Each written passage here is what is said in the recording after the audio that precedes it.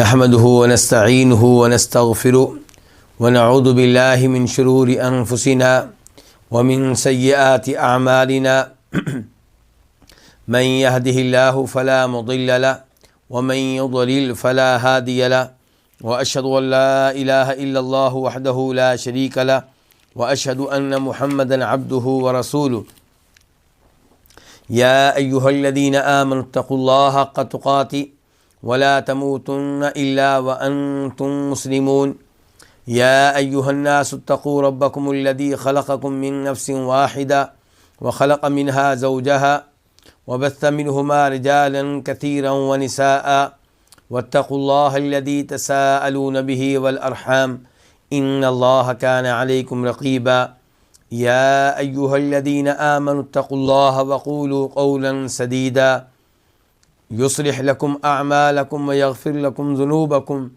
ومن يطع الله ورسوله فقد فاز فوزا عظيما أما بعد فإن خير الحديث كتاب الله وخير الهدي هدي محمد صلى الله عليه وسلم وشر الأمور محدثاتها وكل محدثة بدعة وكل بدعة ضلالة وكل ضلالة في النار۔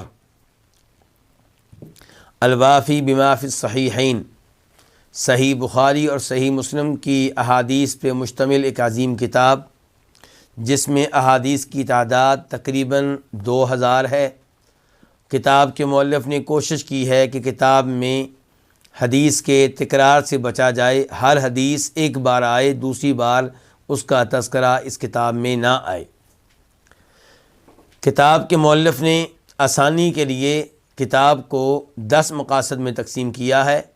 اللہ کے فضل و کرم سے ہم 6واں مقصد پڑھ رہے ہیں، اور وہ ہے المعاملات، یعنی کہ ہمارے دنیاوی امور کے بارے میں، آپس کے لین دین کے بارے میں اور ان جیسے دیگر چیزوں کے بارے میں مشتمل جو احادیث ہیں ان کے بارے میں یہ مقصد ہے۔ اور اس میں پھر کئی کتب ہیں، ان میں سے پہلی کتاب کتاب البیوع ہے، اور اس میں کئی ایک ابواب ہیں، اور ہم الحمدللہ 10واں باب پڑھ رہے ہیں۔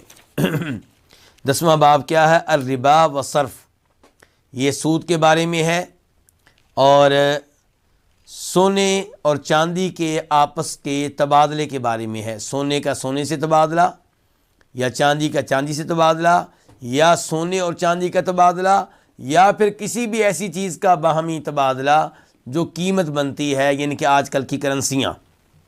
تو الربا، سود، صرف، ایکسچینج، تبادلہ،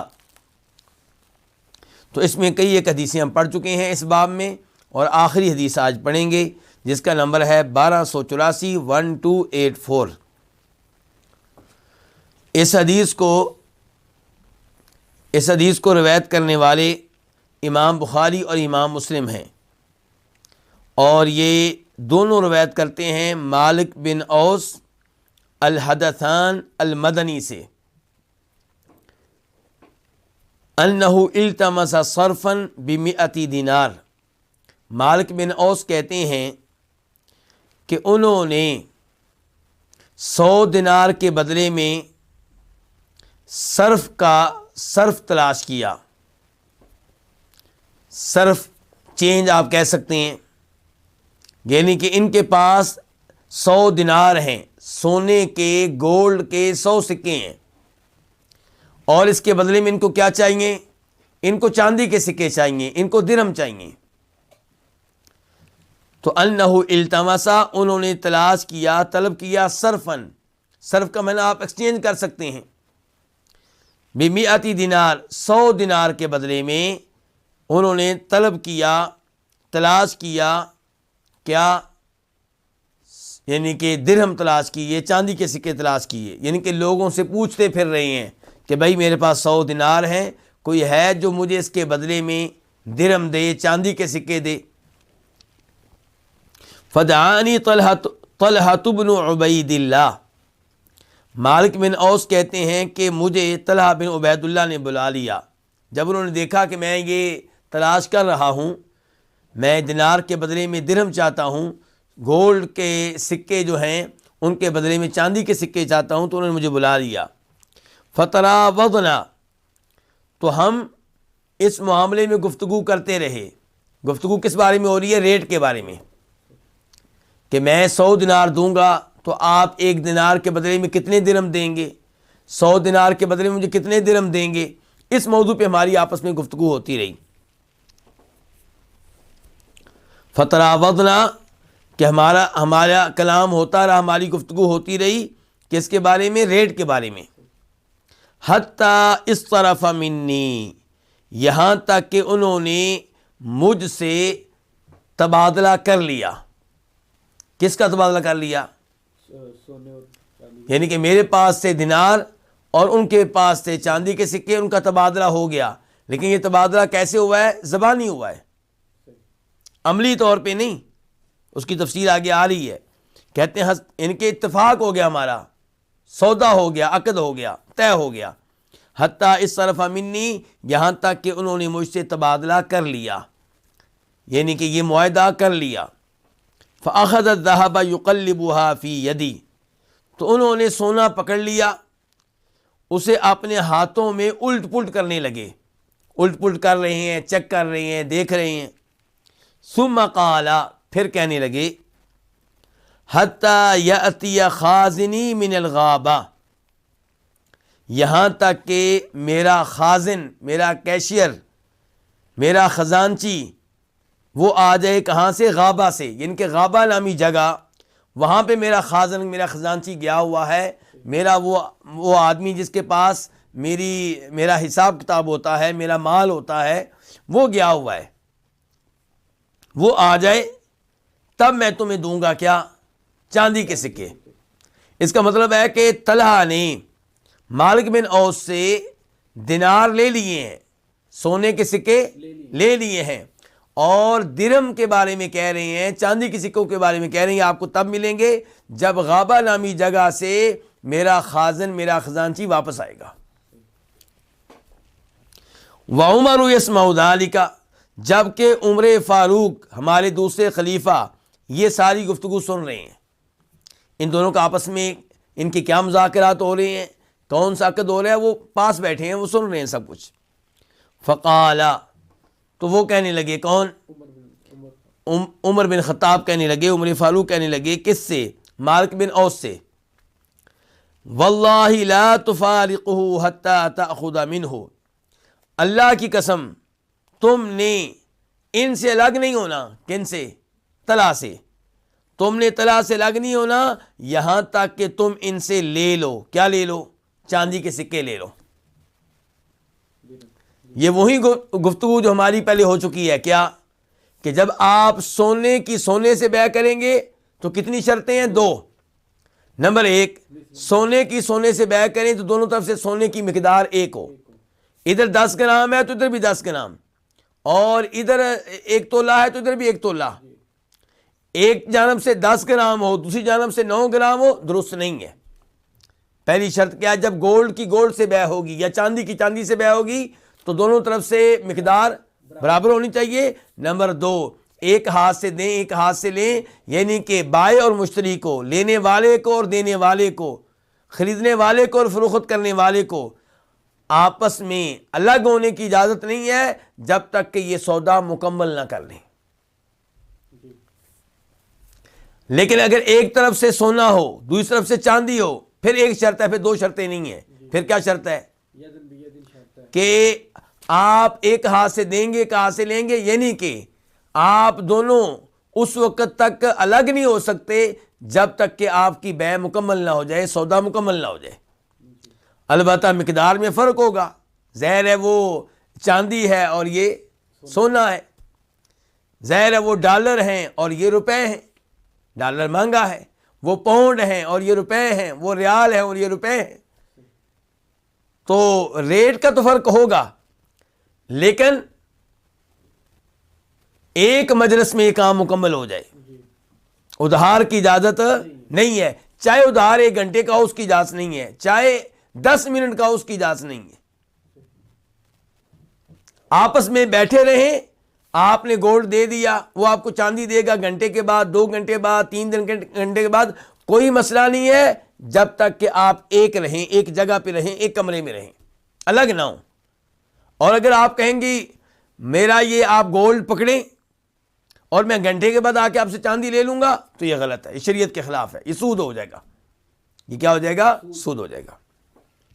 تو یہاں پہ یہی کچھ ہونے لگا تھا۔ طلحہ بن عبید اللہ چھوٹے صحابی نہیں ہیں، بڑے صحابی ہیں۔ کن میں سے ہیں؟ عشرہ مبشرہ میں سے، ان میں سے جن کو دنیا میں جنت کی خوشخبری ملی۔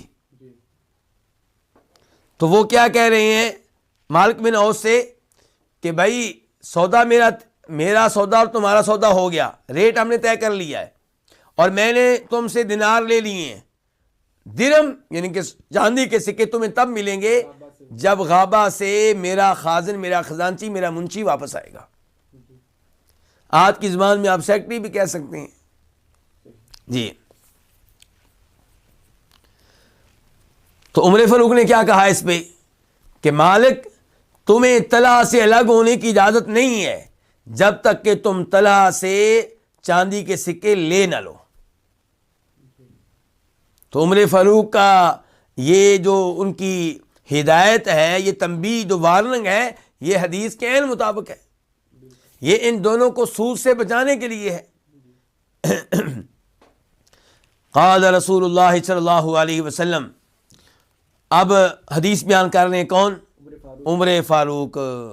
پہلے فتویٰ دیا ہے، پہلے وارننگ دی ہے، اب اس کی تائید میں حدیث پیش کر رہے ہیں تاکہ پتہ چلے وارننگ اپنی طرف سے نہیں ہے، اس کے پیچھے حدیث ہے۔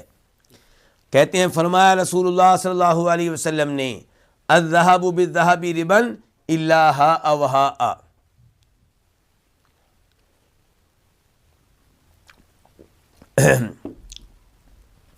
سونے کے عوض سونے کی بے ربن کیا ہوگی؟ سود ہوگی۔ جب بھی آپ سونے کے عوض سونے سے بے کریں گے تو کیا بن جائے گی؟ سود بن جائے گی۔ الا ہاء وہاء، مگر یہ کہ آپ ایک ہاتھ سے دیں اور ایک ہاتھ سے لیں، پھر سود نہیں ہے۔ سونے کی سونے سے بے جب ایک ہاتھ سے دیں ایک ہاتھ سے لیں تب یہ کیا ہے؟ سود نہیں ہے۔ پھر دیکھ لیں، فرمایا الذهب بالذهب ربا الا هاء وهاء۔ ہا کا معنی کیا ہوتا ہے؟ ہا کا ویسے معنی ہوتا ہے لو، ہا کا مطلب کہ آپ کسی سے کہیں لو، تو آپ کہہ رہے ہیں کہ سونے کی سونے سے بے سود بن جائے گی، مگر جب اس شکل میں ہو لو کیا مطلب؟ آپ اس سے کہیں لو جی اپنے دینار، اور وہ آپ سے کہیں لو جی اپنے درم، آپ اس سے کہیں لو جی اپنے پاؤنڈ، وہ آپ سے کہیں لو جی اپنے روپے، یہ کہ دست بدست ہو، ایک ہاتھ سے دیں ایک ہاتھ سے لیں، یہ مطلب ہے۔ والبر بالبر ربا الا ہاء وہاء، اور گندم کے عوض گندم کی بے ربن کیا ہوگی؟ سود ہوگی۔ الا ہاء وہاء، مگر یہ کہ ایک ہاتھ سے دیں اور ایک ہاتھ سے لیں، مگر یہ کہ دست بدست ہو۔ والشعیر بالشعیر ربا، جو کی بے جو کے بدلے میں کیا بن جائے گی؟ سود بن جائے گی۔ الا ہاء وہاء، مگر یہ کہ بے اس شکل میں ہو ایک ہاتھ سے دیں ایک ہاتھ سے لیں۔ والتمر بالتمر ربا الا ہاء وہاء، اور کھجوروں کے بدلے میں کھجوروں کی بے کیا ہوگی؟ ربن سود ہوگی۔ الا ہاء وہاء، مگر یہ کہ آپ ایک ہاتھ سے دیں اور ایک ہاتھ سے لیں۔ یہاں پہ کتنی چیزوں کا ذکر ہوا ہے؟ سونے کا ذکر ہوا ہے، نمبر 2 گندم کا، نمبر 3 جو کا، اور نمبر 4 تمر کا۔ 1 2 3 4 چیزوں کا ذکر ہوا ہے۔ ٹوٹل چیزیں کتنی ہیں؟ 6۔ کل کے درس میں تذکرہ ہو چکا، ٹوٹل چیزیں کتنی ہیں؟ 6۔ ان 6 کو کہتے ہیں اصناف ربویہ، سودی چیزیں، یعنی کہ ان چیزوں میں اگر آپ شریعت کے مطابق نہیں چلیں گے تو آپ کی بے سود بن جائے گی۔ وہ اس حدیث میں جن 2 چیزوں کا تذکرہ نہیں ہے وہ کون سی ہیں؟ چاندی اور نمک۔ تو اب خلاصہ کلام کیا ہوگا کہ سونے کی سونے سے جب بے کریں تو دست بدست ہو، ہاتھوں ہاتھ ہو، ایک ہی مجلس میں یہ بے مکمل ہو جائے، اور مقدار بھی کیا ہو؟ برابر ہو۔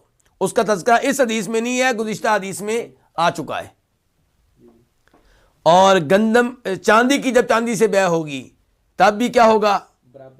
برابر ہو مقدار کے لحاظ سے، اور ایک ہی مجلس میں ایک ہی نشست میں کام مکمل ہو جائے۔ الگ ہونے کی اجازت نہیں ہے جب تک کہ یہ بے مکمل نہ ہو جائے۔ اور اس کے بعد کیا؟ گندم کی گندم سے بے، اگر ادھر 10 من ہے تو ادھر بھی 10 من ہونی چاہیے، اور ایک ہاتھ سے دیں ایک ہاتھ سے لیں، یعنی کہ ان کو کہیں یہ لیں جی بورا 10 من کا میں آپ کو دے رہا ہوں، وہ کہیں 10 من آپ میرے والی لے لیں، تو پھر فائدہ کیا ہوگا گندم کو گندم سے بے کا؟ یعنی کہ کوالٹی کا فرق ہے، آپ کو وہ اس کی گندم پسند ہے، اس کو آپ کی پسند ہے، ٹھیک ہے۔ اور اگر آپ اس کی گندم سمجھتے ہیں کہ وہ ہلکی ہے اور آپ کی اعلیٰ ہے، تو آپ چاہتے ہیں کہ وزن ایک نہ ہو، میں 5 من دوں اور وہ 10 من دے، تو اس کا طریقہ نبی علیہ السلام نے بتا دیا ہے۔ کیا کریں کہ آپ اپنی گندم کو بیچیں اور پیسے لیں، ان پیسوں کے بدلے میں جو گندم آپ لینا چاہتے ہیں وہ لے لیں، لیکن جب گندم سے گندم کی بے کریں گے تو دونوں طرف سے مقدار ایک ہونی چاہیے۔ اور ایسے ہی والشعیر بالشعیر ربا الا ہاء وہاء، جو کی بے جب جو سے ہوگی تو وہ بھی کیا ایک ہاتھ سے دیں ایک ہاتھ سے لیں، اور وزن بھی کیا ہوگا؟ برابر برابر ہوگا۔ کھجوروں کی کھجوروں سے جب بے ہوگی تو وہ بھی ایک ہاتھ سے دیں ایک ہاتھ سے لیں، اور وزن بھی کیا ہوگا؟ برابر برابر ہوگا۔ البتہ جب ایک طرف ہو گندم دوسری طرف ہو کھجوریں، اب کیا ہوگا؟ اب ایک ہاتھ سے لیں ایک ہاتھ سے دیں، لیکن وزن میں کمی بیشی ہو سکتی ہے، کیونکہ جنس اور ہو گئی ہے، وہ ادھر گندم ہے اور ادھر کیا کھجوریں ہیں، ادھر جو ہے اور ادھر گندم ہے، تو اس میں کمی بیشی کی اجازت ہے لیکن ادھار کی اجازت نہیں ہے۔ لیکن میں نے کل بھی بتایا تھا، یہ 6 چیزوں کے اوپر غور کریں تو 2 چیزیں الگ ہیں 4 الگ ہیں، 6 چیزوں میں 2 گروپ بن جائیں گے۔ ایک گروپ ہے ان چیزوں کا جو قیمت بنتی ہیں، وہ کیا ہے؟ سونا اور چاندی، اور ان کے ساتھ آج کل کی کرنسیاں ملا دیں، یہ ایک گروپ ہو گیا۔ دوسرا گروپ ہے ان چیزوں کا جو کھائی جاتی ہیں، جو طعام بنتی ہیں، تو جو چیزیں ثمن بنتی ہیں قیمت بنتی ہیں، ان میں ربا کی سود کی علت کیا ہے؟ قیمت ہونا۔ اور ان 4 چیزوں میں علت کیا ہے؟ اس میں تھوڑا سا اختلاف ہے۔ کچھ علماء کرام نے کہا کہ ان میں ربا سود ہونے کی علت کیا ہے کہ یہ وہ چیزیں ہیں جو بنیادی خوراک کی حیثیت رکھتی ہیں، اور یہ سٹور بھی ہو سکتی ہیں، اور ان کو کھایا جاتا ہے۔ اور دیگر علماء کرام کہتے ہیں کہ نہیں، علت یہ ہے کہ یہ چیزیں کھائی جاتی ہیں اور ان کا وزن ہوتا ہے یا ان کا تول ہوتا ہے۔ تو 2 گروپ ہو گئے۔ اب اگر آپ سونے کے بدلے میں، روپے کے بدلے میں، ڈالر کے بدلے میں، پاؤنڈ کے بدلے میں گندم خریدیں گے تو پھر کیا شرط ہے؟ پھر کوئی بھی شرط نہیں ہے، پھر کوئی بھی شرط نہیں ہے۔ کیا نبی علیہ الصلوۃ والسلام نے فوت ہونے سے پہلے آٹا ادھار پہ نہیں لیا تھا؟ ادھار لیا تھا نا، تو اس کو ہم سود کیوں نہیں کہتے؟ کیونکہ آپ نے ادھار لیا تھا کس کے بدلے میں؟ دینار کے بدلے میں یا درہم کے بدلے میں۔ تو جب ایک طرف سونا ہو دوسری طرف گندم ہو، یا جو ہوں یا کھجوریں ہوں یا نمک ہو، تو تب ادھار بھی جائز ہے اور کمی بیشی بھی جائز ہے۔ لیکن جب سونے کی آپ بے کریں گے چاندی سے تو پھر کیا ہوگا؟ پھر کمی بیشی کی اجازت ہے لیکن ادھار کی اجازت نہیں ہے۔ سونے کی جب بے کریں گے آپ کس سے؟ روپے سے، تو کمی بیشی کی اجازت ہے لیکن ادھار کی اجازت نہیں ہے۔ اور پاک و ہند میں بہت سارے لوگ شادی کے موقع پہ زیورات خریدتے ہیں ادھار پہ، یہ غلط ہے۔ ادھار پہ خریدتے ہیں، یہ کیا ہے؟ غلط ہے۔ ایسے ہی سونا خریدتے ہوئے آرڈر دے آنا کہ آپ یہ ڈیزائن بنائیں، یہ بھی غلط ہے۔ کیوں؟ کہ جب آپ کی بے ہو رہی ہے، آپ نے بے کر لی، اتفاق کر لیا، اب آپ سونا کب لیں گے، یہ زیورات کب لیں گے، کل لیں گے یا ہفتے بعد لیں گے، مہینے کے بعد، تو یہ تو ادھار ہو رہا ہے، یہ کیا ہو رہا ہے، اور ادھار کی اجازت نہیں ہے۔ سونا بھی کیا ہے، ثمن ہے، قیمت بنتا ہے، اور کرنسی بھی کیا بنتی ہے، قیمت بنتی ہے، تو یہاں پہ ادھار کی اجازت نہیں ہے۔ طریقہ کیا ہے پھر، یا تو آپ ایسی شاپ پہ جائیں جہاں پہ ڈیزائن پہلے سے بنے پڑے ہوتے ہیں، ایک پسند کر لیں، پیسے دیں اور لے کے آ جائیں، اور اگر آپ کوئی اسپیشلی ڈیزائن بنوانا چاہتے ہیں تو اس کا طریقہ یہ ہے کہ آپ گولڈ خریدیں، وہ گولڈ خریدنے کے بعد اس کی بیع مکمل کر لینے کے بعد اب جس سے آپ نے بات کرنی ہے اس سے بات کریں کہ بھئی ہمیں ایسا ڈیزائن بنا کر دیں، اور اس کو آپ پیسے دیں گے بنانے کے، نہ کہ سونے کے۔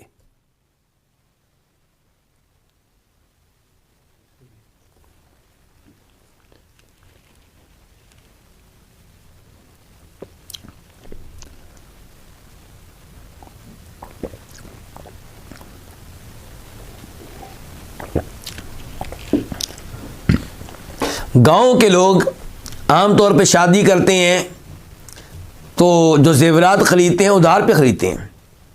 کیا کہتے ہیں کہ جب ہماری فصل پک جائے گی، جب ہماری گندم ہم کاٹ لیں گے تب آپ کو پیسے دیں گے، جب ہمارے چاول جو ہیں وہ فصل جو ہے وہ ہم اس سے فارغ ہوں گے، ہمارے ہاتھ میں پیسہ آئے گا تب ہم آپ کو پیسے دیں گے۔ تو یہ چیز جو ہے یہ درست نہیں ہے۔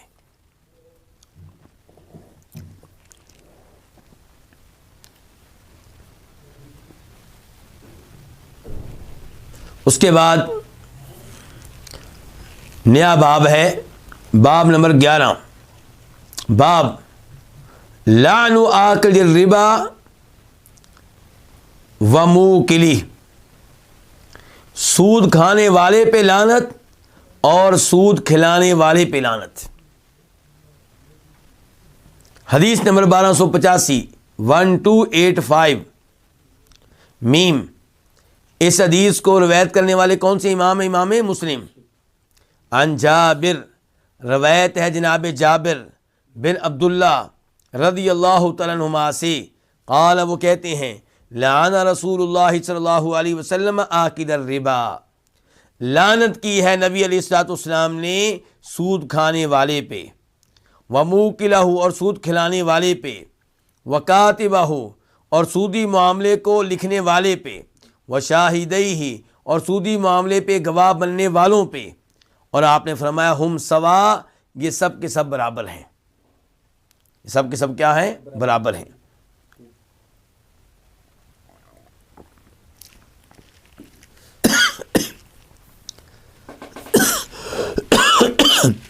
یہاں پہ پہلا مسئلہ ہمارا یہ ہے کہ لعنت کی، اس سے کیا مراد ہے؟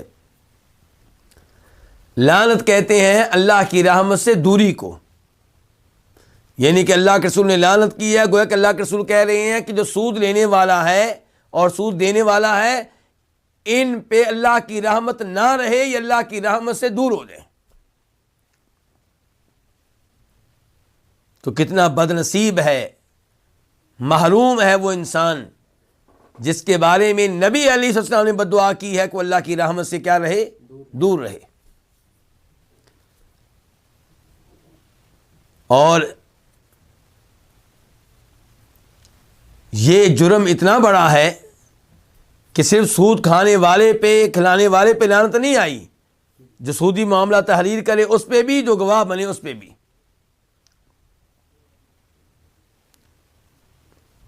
بلکہ یہاں پہ میں بتانا چاہوں گا کہ امام مالک رحمہ اللہ کے پاس ایک آدمی آیا، کہنے لگا، امام صاحب، میں نے ایک آدمی کو دیکھا جو نشے کی حالت میں تھا اور چاند کی طرف چھلانگے لگا رہا تھا، چھلانگے لگا رہا تھا اور باتیں ایسے کر رہا تھا جیسے کس کو پکڑنا چاہتا ہو، چاند کو۔ نشہ ہے، نشے کی وجہ سے اتنا برا حال ہے کہ وہ کیا سوچ رہا ہے کہ میں چاند کو پکڑ لوں گا، اور اچھل رہا ہے۔ تو اس کی اتنی بری حالت دیکھ کر میں نے کہا کہ نشے سے اور شراب پینے سے بڑا اگر کوئی جرم ہو تو میری بیوی کو طلاق.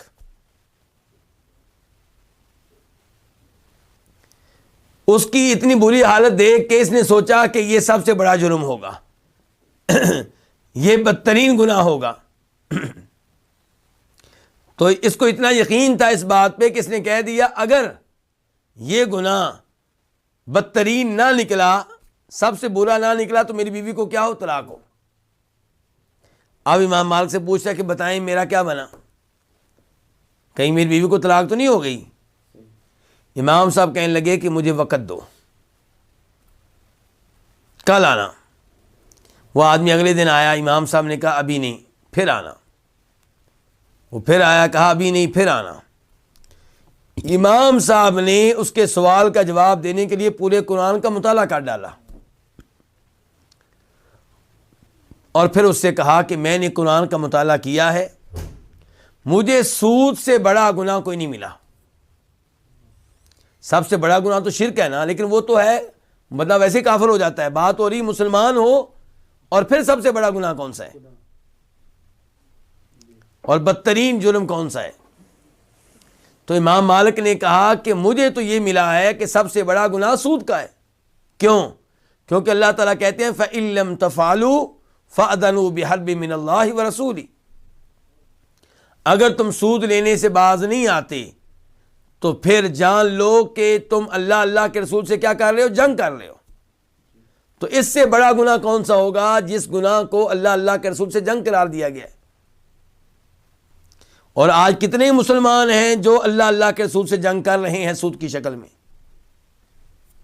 اور پھر مسلمانوں کو شکوہ ہے کہ ہم مغلوب کیوں ہیں، ذل و رسوا کیوں ہیں، غیر مسلموں سے پیچھے کیوں ہیں، وہ ہمارے اوپر حکومت کیوں کر رہے ہیں، مسلمان ہر جگہ ان پہ ظلم و ستم ہو رہا ہے. کیوں ہو رہا ہے؟ اسی لیے ہو رہا ہے. جب آپ رب کو منانے کی بجائے رب سے اعلان جنگ کریں گے تو پھر رب آپ کی مدد کرے.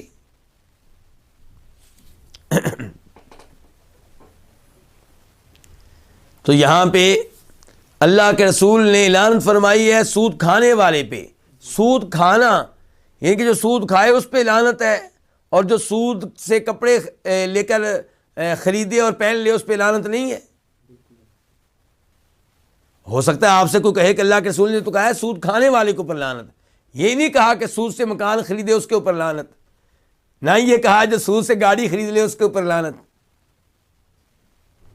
کوئی یہ کہہ سکتا ہے، لیکن گزارش یہ ہے کہ سود کھانے والے سے مراد کیا ہے؟ سود لینے والا، چاہے وہ سود کسی بھی شکل میں لے، چاہے سود کی شکل میں چاہے وہ گندم لے، چاہے وہ گاڑی لے، چاہے وہ پلاٹ لے، چاہے وہ کپڑے لے. یہ ایسے ہی ہے جیسے اللہ تعالی نے کہا ہے سورہ نساء میں ان لوگوں کے بارے میں جو یتیموں کا مال جو ہے وہ اس پہ قبضہ کر لیتے ہیں. اللہ تعالیٰ کہتے ہیں ان الذین یأکلون اموال الیتامی ظلما انما یأکلون فی بطونہم نارا.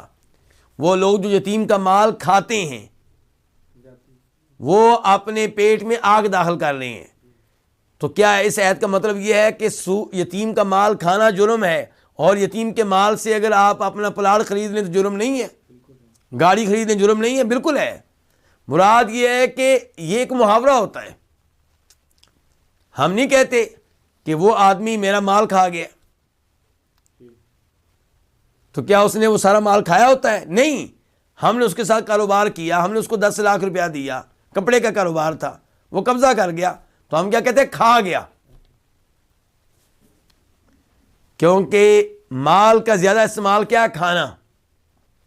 تو اسی لفظ بولا تھا. مراد یہ ہے کہ سود لینے والا کسی بھی شکل میں لے، اور سود سے چاہے وہ کھانا لے، غلہ لے، یا کپڑے لے، یا گاڑی لے، یا زمین خریدے، یا سونا لے، جو بھی لے، ہر طرح جو ہے یہ کام غلط ہے اور اس کے اوپر لعنت آئی ہے. تو اللہ کے رسول نے لعنت فرمائی ہے سود کھانے والے پہ یعنی کہ لینے والے پہ، وَمُوكِلَهُ اور سود کھلانے والے پہ یعنی کہ سود دینے والے پہ، وَكَاتِبَهُ اور سودی معاملے کو تحریر کرنے والے پہ، علماء کرام کہتے ہیں کہ سودی بینکوں کی ملازمت حرام ہے، اسی لیے کہتے ہیں کیونکہ سودی معاملے کو تحریر کون کرتے ہیں؟ یہی بینک کے ملازمین۔ کمپیوٹر میں اس کا اندراج کون کرتے ہیں؟ سودی یہی بینک کے ملازمین۔ سین کون کرتا ہے؟ سین منظوری کون دیتا ہے؟ بینک کا مینیجر، اور ملازمین بھی اپنے اس کے اوپر سین کرتے ہیں۔ تو سارا سودی سسٹم یہ چلاتے ہیں، تو یہ بھی اس لعنت کا حصہ ہے، اور اسی لیے سودی بینکوں کی ملازمت جو ہے وہ حرام ہے، اور ان کی کمائی بھی کیا ہے؟ حرام ہے۔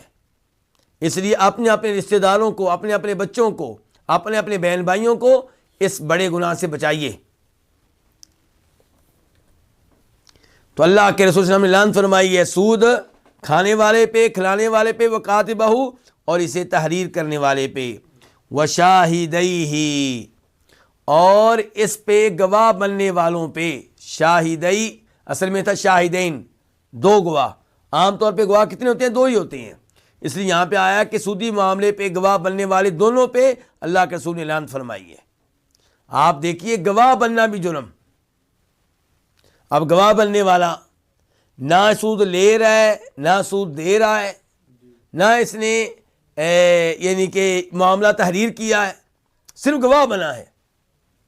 دو آدمی سودی معاملہ کر رہے تھے، ایک دوسرے کو قرضہ دے رہا تھا، مثال کے طور پہ 1,00,000 روپیہ، اور معاہدہ کیا تھا کہ واپس کتنے دے گا؟ 1,00,000 روپیہ اور 500 روپیہ۔ دو آدمی گواہ بن گئے، تو گواہ بننے والے بھی برابر کے مجرم ہیں۔ فرمایا نبی علیہ السلام نے ہم سواء، یہ سب برابر ہیں، ان کے سب پہ اللہ کی لعنت نازل ہوگی۔ ہم صبح و شام نمازیں کیوں پڑھتے ہیں؟ اللہ کو راضی کرنے کے لیے، اللہ کی رحمت لینے کے لیے، اور سودی معاملہ کریں گے تو یہ حال ہو رہا ہے۔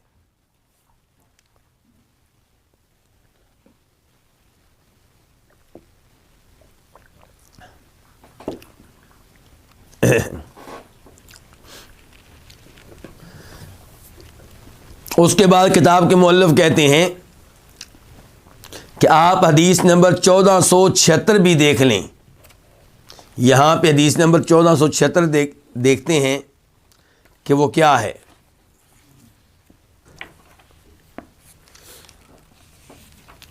تو وہ ہے کبیرہ گناہوں کے بارے میں۔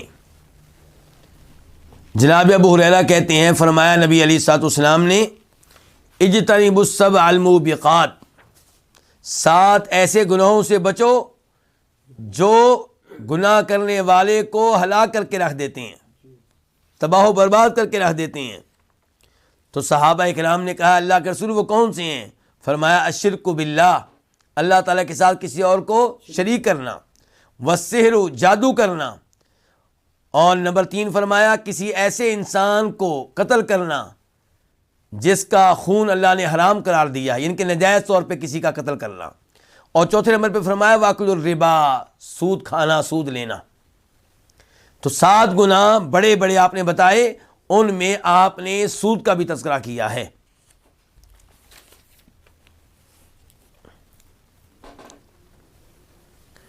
اس کے بعد باب نمبر 12، باب النہی عن الاحتکار، ذخیرہ اندوزی کی ممانعت۔ کس کی ممانعت ہے؟ ذخیرہ اندوزی کی۔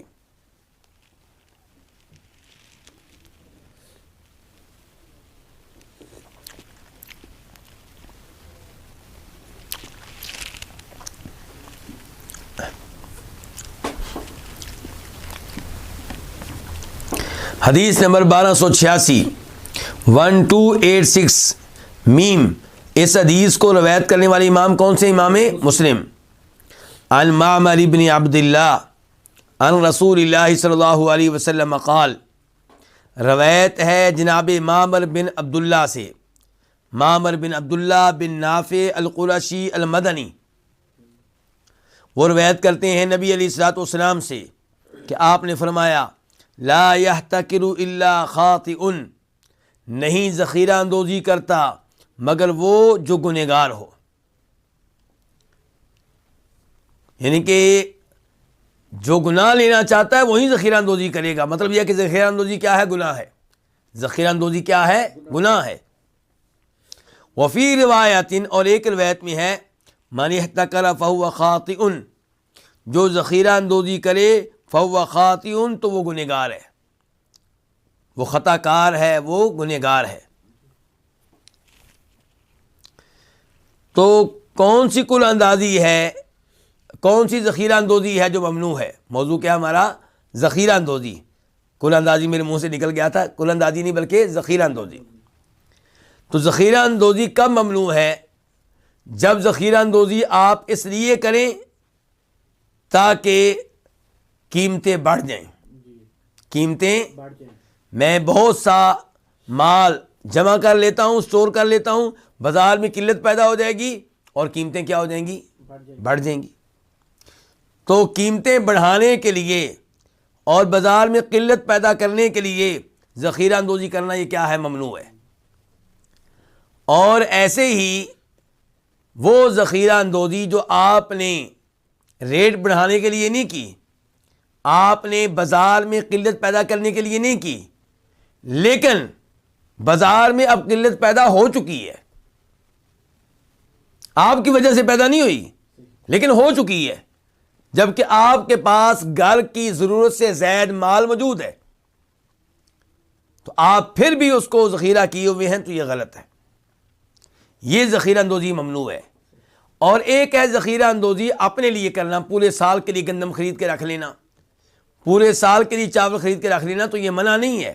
نبی علیہ الصلوۃ والسلام آخری زندگی کے آخری سالوں میں پورے سال کا غلہ اپنی ہر بیوی کو دے دیا کرتے تھے. وہ الگ بات ہے کہ بیویاں بھی آپ کی تھیں، اس لیے وہ آپ کی طرح اللہ کی راہ میں خرچ کیا کرتی تھیں اور مال ختم ہو جایا کرتا تھا، پھر گزارا کیا کرتی تھیں. لیکن آپ انہیں پورے سال کا غلہ فراہم کر دیا کرتے تھے. تو اس لیے اگر کوئی ذخیرہ کرتا ہے کسی چیز کا اپنے گھر کی ضرورت کے لیے، اپنے بچوں کی ضرورت کے لیے، تو اس میں کوئی حرج نہیں ہے. اور ایسے ہی ذخیرہ کرنا کاروبار کے لیے، آج کل مثال کے طور پہ گندم کی فصل تیار ہو رہی ہے یا چاولوں کی فصل تیار ہو رہی ہے، تو میں چاول خرید کے رکھ لوں، گندم خرید کے رکھ لوں، اور جب ریٹ اچھا ہو جائے، گندم مہنگی ہو جائے، چاول مہنگی ہو جائیں، تب بیچ دوں. یہ جائز ہے، کوئی مسئلہ نہیں ہے. تجارت کے طور پہ ذخیرہ کرنا ممنوع نہیں ہے. ممنوع کب ہے؟ دھیان سے بات سنیے گا. ممنوع تب ہے جب آپ ذخیرہ اندوزی اس لیے کریں کہ بازار میں قلت پیدا ہو جائے. آپ بہت زیادہ مال خریدیں تاکہ بازار میں کم پڑ جائے اور قیمتیں بڑھیں. ایک ہے کہ آپ نے مال خریدا اور انتظار کر رہے ہیں کہ کب ریٹ بڑھے گا میں بیچوں گا، کوئی عرض نہیں ہے. لیکن آپ اتنا خرید رہے ہیں جان بوجھ کر تاکہ بازار میں قلت پیدا ہو جائے اور قیمت بڑھے، یہ جرم ہے. یا آپ نے خریدا تھا کاروبار کے لیے کہ میں بیچوں گا 8 مہینوں کے بعد جب ریٹ بڑھ چکا ہوگا، لیکن ابھی 8 مہینے نہیں گزرے، ابھی تو 1 مہینہ گزرا ہے اور بازار میں یہ چیز کیا ہو گئی ہے؟ ناپید ہو گئی ہے، مل نہیں رہی، لوگ پریشان ہیں، اور آپ کہتے ہیں جی میں تو 8 مہینے کے بعد بیچوں گا. یہ غلط ہے. اب آپ نکالیے باہر. لوگوں کو نقصان دینے کی اجازت نہیں ہے. اس کے بعد کیا یہ ذخیرہ اندوزی غلہ میں منع ہے یا ہر چیز میں منع ہے؟ مثال کے طور پہ گرمیوں کا سیزن آ رہا ہے یا آ چکا ہے، اور ایک آدمی پورے شہر کے پنکھے خرید کے، اے سی خرید کے اپنے اسٹور میں جمع کر لیتا ہے. کس لیے؟ ریٹ بڑھانے کے لیے، قلت پیدا کرنے کے لیے. تو کیا یہ جائز ہوگا؟ یہ بھی جائز نہیں ہے. ذخیرہ اندوزی کسی بھی چیز کی منع ہے جب کہ مقصد کیا ہو؟ ریٹ بڑھانا اور اس کی قلت پیدا کرنا. قلت پیدا اسی لیے کرنا تاکہ ریٹ بڑھے.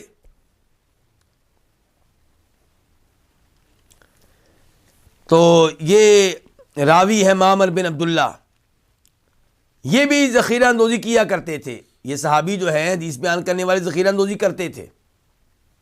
اور جو ان کے شاگرد ہیں اس حدیث میں سعید بن مسیب، وہ بھی ذخیرہ اندوزی کرتے تھے. تو سعید بن مسیب نے جب یہ حدیث بیان کی تو کہنے والے نے کہا بھی آپ خود تو یہ کام کرتے ہیں. کہا میں کیا، جنہوں نے مجھے حدیث بیان کی امام بن عبداللہ صحابی وہ بھی کرتے تھے. تو پیغام یہ دینا چاہتے ہیں کہ جو ذخیرہ اندوزی ہم کرتے تھے وہ ممنوع نہیں ہے. ممنوع کب ہے؟ جب آپ قلت پیدا کرنے کے لیے، ریٹ بڑھانے کے لیے ذخیرہ اندوزی کریں، یا ذخیرہ اندوزی آپ نے ریٹ بڑھانے کے لیے نہیں کی، قلت پیدا کرنے کے لیے نہیں کی، لیکن پیدا ہو چکی ہے قلت، اور آپ کے گھر میں ضرورت سے زائد غلہ موجود ہے، ضرورت سے زائد سامان موجود ہے، تو اب آپ پہ واجب ہے کہ اس کو باہر نکالیں اور اس کو بیچیں تاکہ لوگوں کی پریشانی ختم ہو. سعودی عرب کے علماء کرام کی مستقل کمیٹی جس کو کہتے ہیں لجنہ دائمہ للافتاء، ان کا ایک فتویٰ، اس کے چند الفاظ آپ کے سامنے رکھنا چاہوں گا.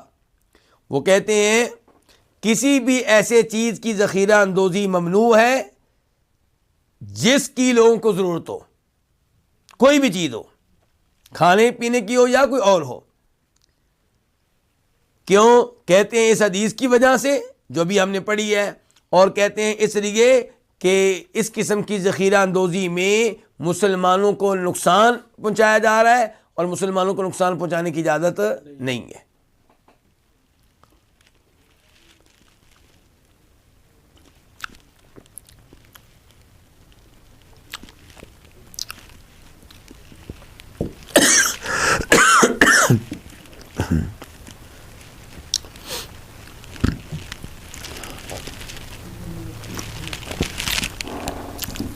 اس کے بعد باب نمبر 13، باب النہی عن الغش، دھوکہ دینے کی ممانعت، ملاوٹ کرنے کی ممانعت. حدیث نمبر 1287 1287. اس حدیث کو روایت کرنے والے امام کون ہے؟ امام مسلم. عن ابی ہریرہ ان رسول اللہ صلی اللہ علیہ وسلم مر علی صبرۃ طعام، بے شک رسول اللہ صلی اللہ علیہ وسلم گزرے کھانے کے ڈھیر کے پاس سے. کدھر سے گزرے؟ کھانے کے ڈھیر کے پاس سے. کھانا نہیں بلکہ آپ کہیں غلہ، یعنی کہ یہاں پکا ہوا کھانا مراد نہیں ہے، مراد کیا ہے؟ غلہ. تو نبی علیہ السلام غلے کے ڈھیر کے پاس سے گزرے. فَأَدْخَلَ يَدَهُ فِيهَا، تو آپ نے اس میں اپنا ہاتھ داخل کیا. فَنَالَتْ أَصَابِعُهُ بَلَلًا، تو آپ کی انگلیاں وہ کیا ہو گئیں؟ تر ہو گئیں. آپ کی انگلیاں کیا ہو گئیں؟ پانی سے تر ہو گئیں. تو آپ کی انگلیاں جو ہیں ان کو تری پہنچی، یعنی کہ وہ تر ہو گئیں. یہاں پہ تھوڑی سی وضاحت کرنا چاہوں گا کہ یہ روایت جو بھی آپ کے سامنے ہے یہ مسلم شریف کی ہے. یہاں پہ ابو داؤد شریف کی کچھ وضاحت رکھوں گا آپ کے سامنے. ابو داؤد شریف میں یہ آیا ہے کہ نبی علیہ السلام گزرے ایک آدمی کے قریب سے جو غلہ بیچ رہا تھا. تو آپ نے اس سے پوچھا کیف تبیعو، کیسے بیچ رہے ہو؟ تو اس نے آپ کو بتایا کہ میں ایسے بیچ رہا ہوں، یہ میرا ریٹ ہے. تو نبی علیہ السلام کی طرف وحی کی گئی اس موقع پہ کہ آپ اس کے غلے میں، اس کی گندم میں اپنا ہاتھ داخل کریں. تو ابو داؤد شریف سے پتہ چلا کہ ہاتھ کیوں داخل کیا تھا؟ وحی آئی تھی، اللہ کی طرف سے آرڈر آیا تھا کہ آپ اس کی گندم میں کیا کریں؟ اپنا ہاتھ ڈالیں. تو فَأَدْخَلَ يَدَهُ فِيهَا، تو آپ نے اپنا ہاتھ اس کے غلے کے ڈھیر میں ڈالا، اس میں داخل کیا. فَنَالَتْ أَصَابِعُهُ بَلَلًا، آپ کی انگلیوں نے تری پائی، تر ہو گئیں. فقال، تو آپ نے کہا ما هذا یا صاحب الطعام، غلے کے مالک یہ کیا ہے؟ یہ میرے ہاتھ تر کیوں ہو گئے ہیں؟ یہ تمہارے غلے میں تری کیوں ہے؟ قال اصابته السماء یا رسول اللہ، وہ آدمی کہنے لگا اللہ کے رسول اس پہ بارش ہوئی ہے، اس پہ کیا ہوئی ہے؟ بارش کا پانی جو ہے یہ وہ ہے۔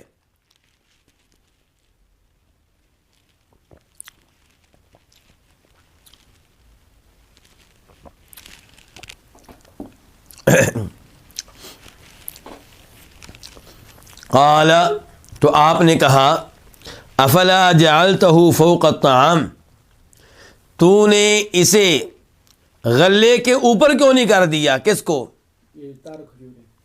یہ تر جو تمہارا غلہ ہے اس کو تو نے اوپر کیوں نہیں کر دیا؟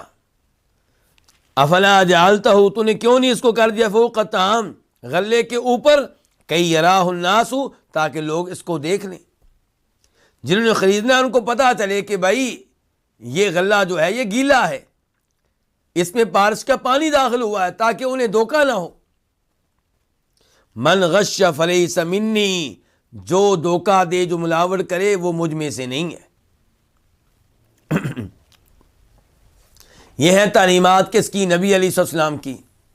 اور دیکھیں آج کل کے تاجروں کے کرتوت، ان کی حرکتیں دیکھیں آپ، وہ تو تلاش کرتے رہتے ہیں وہ طریقے جن طریقوں کے ذریعے وہ چیز جس کو بیچنا ہے اس کے عیب کو چھپا سکیں، اور اللہ کے رسول کہہ رہے ہیں چھپائیں نہیں، اوپر رکھیں، اس کو سامنے لے کر آئیں، خیر خواہ بنے لوگوں کے، آپ خود بتائیں کہ بھئی یہ اس میں عیب موجود ہے۔ آج جب لوگوں نے گاڑی بیچنی ہوتی ہے تو کیا کرتے ہیں؟ اس کے عیبوں کو چھپانے کی کوشش کرتی ہیں۔ ایک ہے عیب کو ٹھیک کروانا، وہ تو اچھی بات ہے، عیب موجود ہے، خرابی موجود ہے، آپ اسے ٹھیک کروائیں اور پھر بیچیں، اچھی بات ہے۔ لیکن ٹھیک کروانے کی بجائے پردہ ڈالنا، چھپانا، یہ جرم ہے۔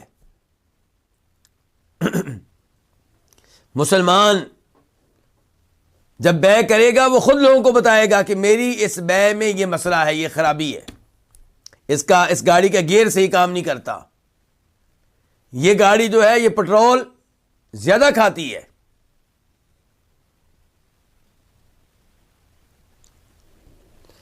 تو یہ ہوتی ہے مسلمان کی بے۔ اور یہاں پہ کیا کہا ہے نبی علیہ السلام نے کہ جو ملاوٹ کرے، دھوکہ دے، مجھ میں سے نہیں ہے۔ اب آپ دوسری شکلیں دیکھ لیں، دودھ میں پانی ڈال کے دودھ بیچنا، پٹرول میں ملاوٹ کر دینا اور پھر اسے بیچنا، آٹے میں ملاوٹ کرنا، تو یہ سب چیزیں، یہ سب امور جائز نہیں ہیں۔ اور آپ نے کہا کہ جو دھوکہ دے، ملاوٹ کرے، مجھ میں سے نہیں ہے۔ اس کا کیا مطلب ہے مجھ میں سے نہیں ہے؟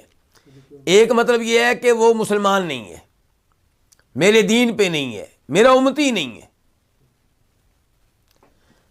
اور یہ تب ٹھیک ہوگا جب ملاوٹ کرنے والا ملاوٹ کرنے کو حلال جاننے اور یہ کہے کہ جائز ہے، کوئی منع نہیں ہے، تو اس کا مطلب یہ ہے کہ یہ اسلام کی اس چیز کو مانتا ہی نہیں، ان تعلیمات کو مانتا نہیں ہے، تو کافر ہے۔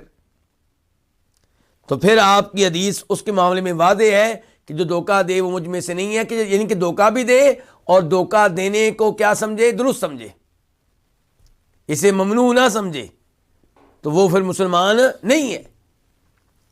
اور دوسرا مطلب اس کا یہ ہو سکتا ہے کہ جو دھوکہ دے وہ مجھ میں سے نہیں ہے، یعنی کہ دھوکہ دینے کو وہ غلط سمجھتا ہے لیکن پھر بھی دھوکہ دیتا ہے، تو پھر کیا منع ہوگا؟ وہ مجھ میں سے نہیں ہے کہ میرے طریقے پہ نہیں ہے، میری پیروی وہ نہیں کر رہا، میرے طریقے سے ہٹا ہوا ہے۔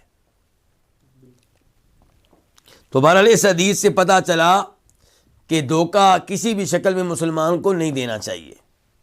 آپ مسلمانوں کے خیر خواہ بنیں اور اپنی وہ چیز جو بیچ رہے ہیں اس کا عیب خود بتائیں، اور اس سے کیا ہوگا؟ اللہ تعالیٰ آپ کی بے میں برکت ڈالے گا۔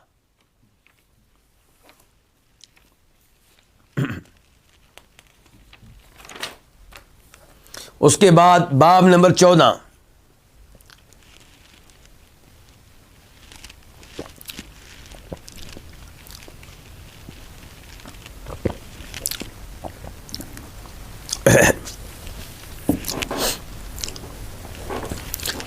کیا باب ہے یہ؟ باب لا یبیع ما اشتری من الطعام قبل القبض،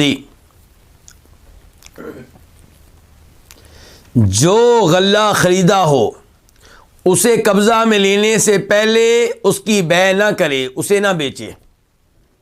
لا یبیع، نہ بے کرے، نہ بیچے، مشترا من الطعام، وہ غلہ جو خریدا ہے قبل القبضی، قبضہ میں لینے سے پہلے. حدیث نمبر 1288 1288 قاف. اس حدیث کے بیان کرنے پہ اتفاق ہے کس کا؟ امام بخاری کا اور امام مسلم کا. وہ دونوں روایت کرتے ہیں عبداللہ بن عمر رضی اللہ عنہما سے ان رسول اللہ صلی اللہ علیہ وسلم قال من ابتاع طعاما فلا یبیعہ حتی یستوفیہ،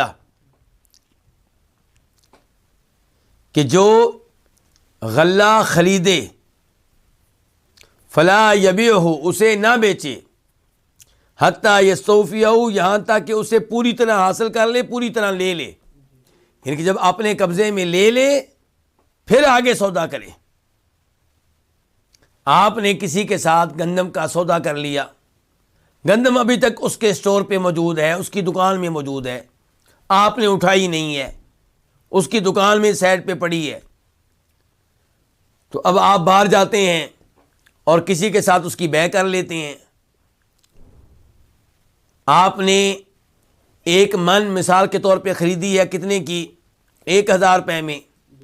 باہر جا کے آپ اس کو بیچ رہے ہیں کتنے میں؟ 1500 روپے میں، 1200 روپے میں، جب کہ غلہ ابھی تک ادھر ہی پڑا ہوا ہے، ابھی تک آپ نے لیا ہی نہیں ہے ادھر سے.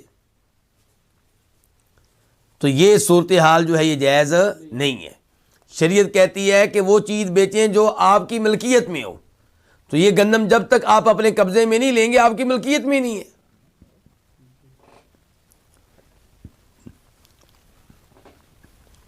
اور اس میں کئی ایک حکمتیں ہیں. اس میں کیا کئی ایک حکمتیں ہیں. مثال کے طور پہ وہ گندم جس کی آپ بے کر چکے ہیں لیکن آپ نے قبضے میں نہیں لی، وہ اگر چوری ہو جائے تو کس کے ذمہ ہے؟ ظاہر ہے آپ تو اسی کے ذمہ ڈالیں گے نا. آپ کہیں گے میں نے تو ابھی لی نہیں تھی، تمہاری شاپ میں پڑی تھی، تمہاری ذمہ داری تھی اس کی حفاظت کرنا. اب چوری ہو جائے، آگ لگ جائے، آپ نے اس کے ذمہ ڈال دینی ہے. لیکن جب آپ اس کو بیچ رہے ہیں تو منافع کون لے رہا ہے؟ وہ آپ لے رہے ہیں.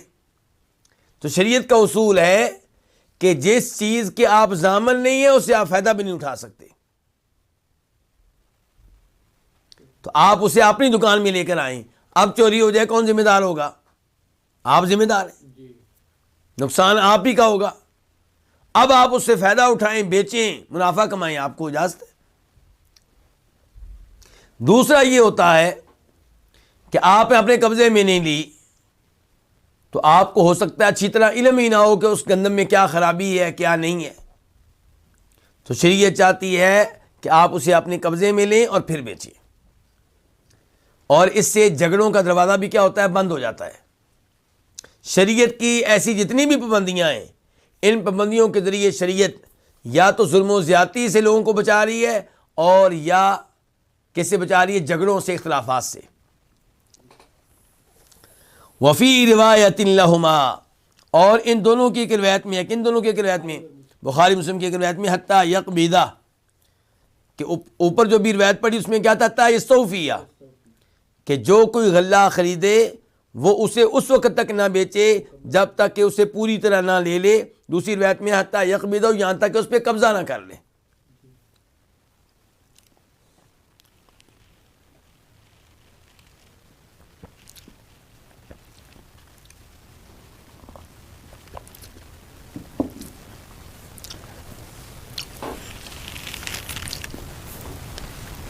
حدیث نمبر 1299، یعنی کہ 1289 قاف. اس حدیث کے بیان کرنے پہ اتفاق ہے کس کا؟ امام بخاری کا اور امام مسلم کا. عن ابن عمر انہم کانوا یشترون الطعام من الرکبان علی عہد النبی صلی اللہ علیہ وسلم. عبداللہ بن عمر رضی اللہ عنہما سے روایت ہے کہ بے شک وہ غلہ خریدا کرتے تھے من الرکبانی، قافلوں سے. قافلے والوں سے علی عہد النبی، نبی صلی اللہ علیہ وسلم کے زمانے میں، فیبعث علیہم، تو آپ ان پہ مقرر کرتے اس شخص کو، من یمنعہم، جو ان کو منع کرتا، کس بات سے؟ ان یبیعوہ، اس بات سے کہ وہ اس کی بیع کریں، اس کو بیچیں، حیث اشتروہ، اسی جگہ جہاں پہ انہوں نے خریدا ہے، حتی ینقلوہ، یہاں تک کہ وہ اس کو منتقل کر لیں، حیث یباع الطعام، اس جگہ جہاں پہ غلہ بیچا جاتا ہے۔ قافلہ آتا گندم لے کے، مثال کے طور پہ شام سے قافلہ آیا ہے، اب جو شام سے قافلہ آیا ہے وہ ہو سکتا ہے کہ منڈی میں پہنچ کے نہ بیچے، منڈی سے پہلے ہی شہر میں داخل ہو کے کسی جگہ بیچ رہا ہو۔ اب آپ نے وہاں سے لے لیا، ان سے آپ نے خریدی گندم مثال کے طور پہ 1000 روپے میں، اور اب آپ ادھر ہی بیچ رہے ہیں کسی اور کو کتنے میں؟ 2000 روپے میں، 3000 روپے میں۔ تو آپ نے کہا کہ ایسا نہیں، گندم وہاں سے ان سے خریدنے کے بعد اسے وہاں سے منتقل کرو اور اس مارکیٹ میں لے جاؤ جہاں پہ غلہ بیچا جاتا ہے، اسے غلہ منڈی لے آؤ، وہاں پہنچ کے اسے بیچو۔ تو عبداللہ بن عمر کیا کہتے ہیں کہ انہم کانوا یشترون الطعام، کہ وہ غلہ خریدا کرتے تھے من رکبان، کن سے؟ قافلے والوں سے۔ کب؟ نبی علیہ السلام کے زمانے میں۔ فیبعث علیہم، تو آپ ان پہ مقرر کرتے، من، ایسے لوگوں کو، یمنعہم، جو ان کو منع کرتے، کس بات سے؟ ان یبیعوہ، اس بات سے کہ وہ اس غلے کو بیچیں، حیث اشتروہ، اسی جگہ جہاں پہ انہوں نے خریدا ہے، حتی ینقلوہ، یہاں تک کہ وہ اس کو منتقل کریں، حیث یباع الطعام، اس جگہ جہاں پہ غلہ بیچا جاتا ہے۔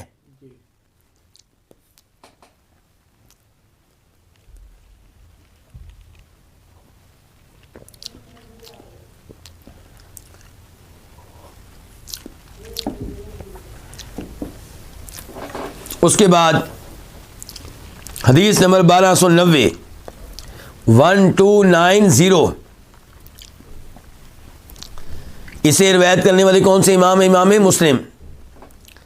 عن ابی ہریرہ، روایت ہے جناب ابو ہریرہ رضی اللہ تعالی عنہ سے، ان رسول اللہ صلی اللہ علیہ وسلم قال، کہ بے شک رسول اللہ صلی اللہ علیہ وسلم نے فرمایا، من اشترى طعاما فلا يبيعه حتى يقتال، جو غلہ خریدے وہ اس کی بیع نہ کرے، اس کو نہ بیچے، حتی یقتالہ، یہاں تک کہ تول کر اسے لے لے، یہاں تک کہ ماپ کر اسے لے لے۔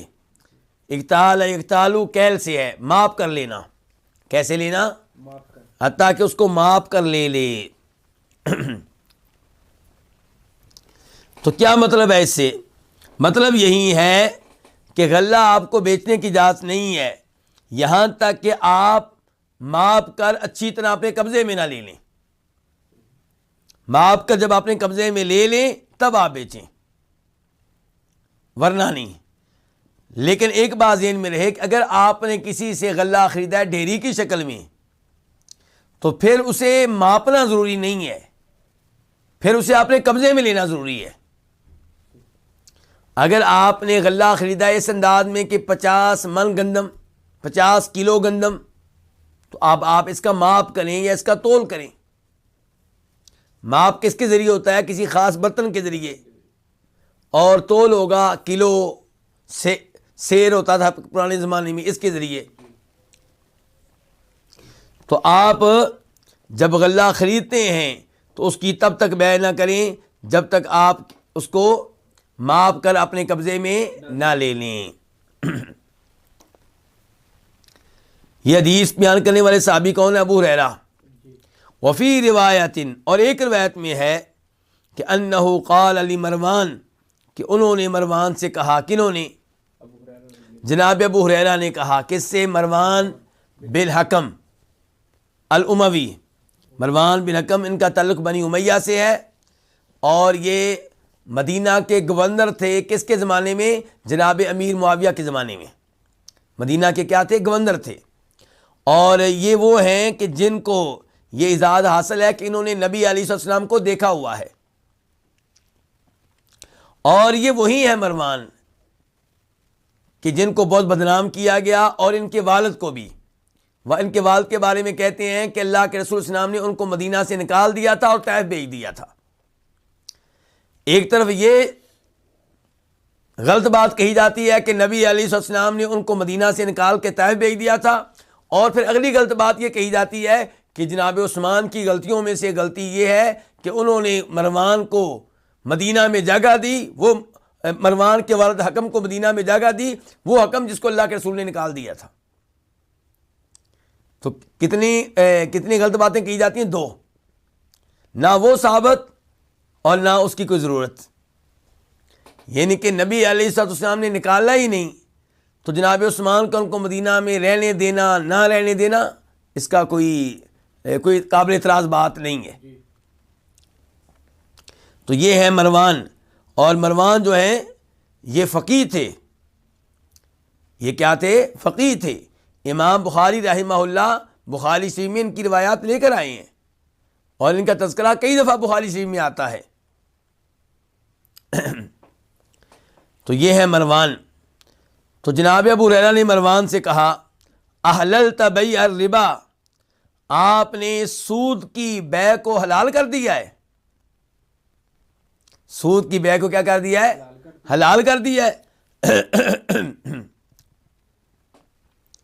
فقال مروان، تو مروان نے آگے سے کہا ما فعلتو، میں نے کیا کیا ہے؟ آپ کیا کہنا چاہتے ہیں ان کی؟ کب میں نے سود کی بیع کو حلال قرار دیا ہے؟ فقال ابو ہریرہ کہنے لگے احللت بیع السکاک، آپ نے سک کی بیع کو حلال کر دیا ہے۔ کس کی بیع کو؟ سک۔ سک کس کو کہتے ہیں؟ آج کے زمانے میں آپ یوں سمجھیں کہ چیک۔ آج کے زمانے میں آپ کیا سمجھیں؟ چیک۔ اگرچہ سک جو ہے یہ مکمل طور پہ چیک نہیں ہے، اس میں اور اس میں فرق ہے، لیکن ایک ایسی چیز آپ کو بتائی ہے جس سے کچھ نہ کچھ آپ تصور کر لیں گے کہ سک کیا چیز ہے۔ مزید بتاتا ہوں۔ ویسے سک اس آپ پرچی کو کہیں گے جس میں کوئی چیز لکھی ہوئی ہوگی اور اس پرچی کو مانا جائے گا، اس پرچی پہ اعتماد کیا جائے گا۔ مثال کے طور پہ یہ جو تذکرہ ہو رہا ہے یہ کیا سک تھا؟ ہوتا یہ تھا کہ لوگوں کے کارڈ بنے ہوئے تھے۔ آپ اس کو دوسرے لفظوں میں راشن کارڈ بھی کہہ سکتے ہیں۔ کیا کہہ سکتے ہیں؟ Ration card. لوگوں کے کارڈ بنے ہوئے تھے کہ جب ہمارا مال آئے گا تو آپ کو اتنی گندم ملے گی، آپ کو اتنا غلہ ملے گا۔ ایک کارڈ آپ کو دے دیا گیا، ایک ان کو دے دیا گیا، ایک ان کو دے دیا گیا۔ اب لوگ کیا کرتے تھے؟ وہ کارڈ بیچ ڈالتے تھے۔ کیا بیچ ڈالتے تھے؟ اور کارڈ میں کیا ہے؟ غلہ لکھا ہوا ہے، یعنی کہ وہ کارڈ پہ لکھا ہوا ہے مثال کے طور پہ 100 کلو گندم۔ اب جب وہ گندم آ جائے گی تو جو بھی وہ کارڈ لے کر آئے گا اس کو وہ گندم مل جائے گی۔ اب حکومت نے کارڈ کس کو دیا ہے؟ مجھے دیا ہے، میں نے وہ کارڈ آگے بیچ دیا۔ جب کارڈ میں نے آگے بیچا تو میں نے کیا چیز بیچی ہے؟ غلہ بیچا ہے، لیکن غلے کا میں مالک نہیں ہوں۔ ایسے ہی ہے نا؟ ابھی غلہ میرے قبضے میں نہیں آیا، وہ میں نے آگے بیچ دیا ہے۔ گندم میرے قبضے میں نہیں آئی، وہ میں نے آگے بیچ دی ہے۔ اور آپ جانتے ہیں کہ یہ انداز درست نہیں ہے۔ تو اس لیے جناب ابو ہریرہ کیا کہہ رہے ہیں؟ احللت بیع الربا، کیا آپ نے ربا کی بیع کو، سود کی بیع کو حلال کر دیا ہے؟ یہ ابو ہریرہ تنقید کر رہے ہیں ان کے اوپر۔ فقال مروان کہنے لگے ما فعلت، میں نے کیا کیا ہے؟ فقال ابو ہریرہ نے کہا احللت بیع السکاک، آپ نے سک کی بیع کو، چیک کی بیع کو راشن کارڈ کی بے کو، پرچی کی بے کو حلال کر دیا ہے، لوگوں کو اجازت دے دیا کہ تم بیچ سکتے ہو۔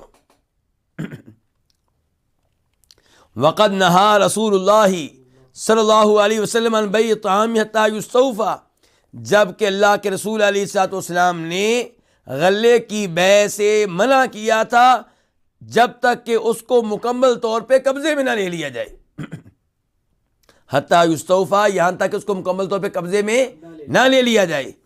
اور آپ نے جناب کہہ دیا کہ کارڈ بیچ سکتے ہیں، پرچی بیچ سکتے ہیں، سک بیچ سکتے ہیں۔ قال، کہتے ہیں، کون کہتے ہیں؟ مروان بن نہیں، یہاں پہ نہ یہ مروان ہے نہ ابو ہریرہ ہے، تیسرا آدمی ہے۔ وہ کون ہے؟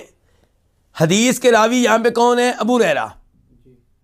تو ابو ہریرہ سے اس حدیث کو روایت کرنے والے جو ہیں سلیمان بن یسار، وہ ہیں، کون ہے؟ سلیمان بن، یہ سار جنہوں نے ابو ہریرہ اور جناب مروان کے اس معاملے کو دیکھا ہے۔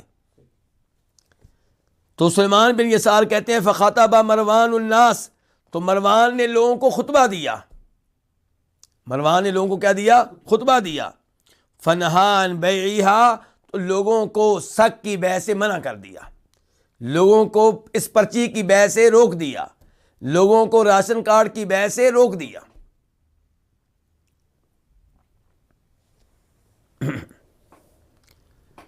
مجھے یہاں سے یاد آیا کہ میں نے یہ سنا ہے کہ وہ کسان جو گنے کی فصل بوتے ہیں، تو گنا جب وہ کاٹ لیتے ہیں تو وہ شوگر کی جو فیکٹریاں اور ملیں ہیں ان کو بیچتے ہیں۔ اب وہ فیکٹریوں والے کیا کرتے ہیں، مل والے کیا کرتے ہیں، وہ گنے کا حساب کرتے ہیں، اس کا وزن لکھتے ہیں اور پرچی دے دیتے ہیں، کارڈ دے دیتے ہیں کہ آپ کے اتنے پیسے بن گئے ہیں، اتنے آپ کا گنا ہم نے اتنا خریدا ہے اور اتنے پیسے بنے ہیں اور یہ ہم آپ کو دے دیں گے۔ اب وہ اتنی جلدی نہیں دیتے، مثال کے طور پہ 1 لاکھ کا گنا بنائیں، اب وہ کسان کیا کرتے ہیں، وہ کارڈ، وہ پرچی وہ آگے بیچ ڈالتے ہیں۔ پرچی کے اوپر کتنا ہے؟ 1 لاکھ، اس پرچی کو بیچ دیتے ہیں کتنے میں؟ 90 میں۔ کتنے میں بیچ دیتے ہیں؟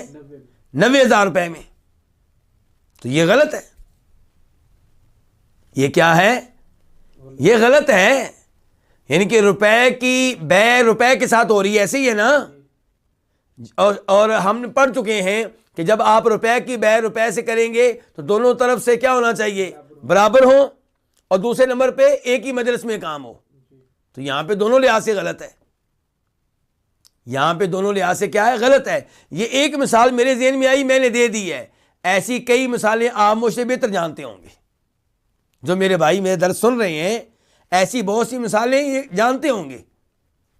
تو یہ سب ایسے کام جو ہیں یہ غلط ہیں، ان میں احتیاط کی جائے۔ تو یہ دیکھیے یہاں پہ جناب ابو ہریرہ خاموش نہیں رہے، انہوں نے اپنا حق ادا کیا ہے، مدینہ کے گورنر کو روکا ہے، اور یہ پتا چلا کہ مدینہ کے گورنر نے جناب ابو ہریرہ کی نصیحت کو قبول کیا ہے۔ تو کیا پتا چلا کہ مروان نبی علیہ السلام کی احادیث کا احترام کرنے والا تھا، شریعت کا احترام کرنے والا تھا، یا شریعت کی پرواہ نہ کرنے والا تھا؟ احترام کرنے والا تھا، اس نے خطبہ دیا ہے، اپنا فیصلہ واپس لیا ہے۔ بلکہ سلیمان بن یسار مزید کہتے ہیں، یہاں پہ نہیں لکھا ہوا لیکن مسلم شریف میں یہ بھی موجود ہے، سلیمان بن یسار کہتے ہیں کہ میں نے دیکھا کہ مروان کے جو پولیس والے تھے وہ لوگوں سے ایسی پرچیاں لے رہے تھے، ایسی پرچیاں ان سے لے کر اصل مالکوں کو دے رہے تھے۔ سمجھ رہے ہیں بات؟